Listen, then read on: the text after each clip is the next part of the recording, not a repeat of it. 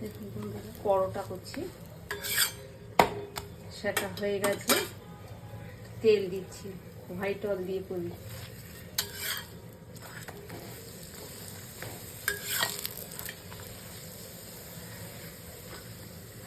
Cavour হয়ে ফুটছে।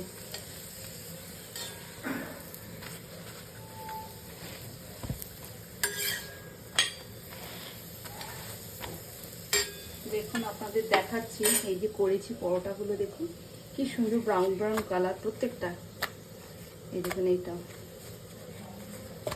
এই দেখুন একদম সফট হয়েছে, গরম তো দেখুন হাতের মুঠো এসে যাচ্ছে। একটু প্রেসার দিয়ে করলে চারিদিকে ভাজা হয়ে যাবে। এই দেখুন